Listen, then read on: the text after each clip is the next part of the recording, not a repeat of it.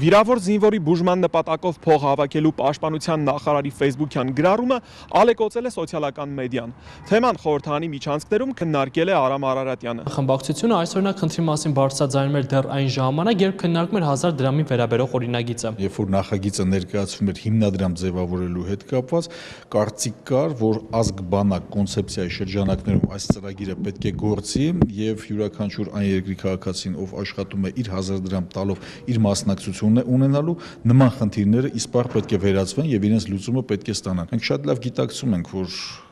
բովանդակային մասով մարդասիրական մարդու կյանքի առողջության հետ կապված յուրաքանչյուր հարց պետք է համարժեք ուշադրության արժանանա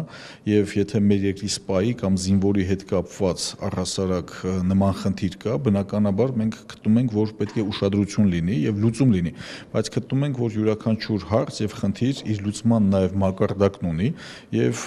պաշտպանության նախարարի մակարդակով քննարկման առարկա դարձնել առողջության հարցը սոցիալական ցանցերում ամբողջական հեղեղել նման տեղեկատվությամբ էլ չեմ ուզում խոսել այն հանգամանքով, որ հարևան պետության կողմից թե նրանց սոցիալական ցանցերում, թե լրատվամիջոցներում արդեն տեղ է գտել այս նախադեպը, անընդունելի եմ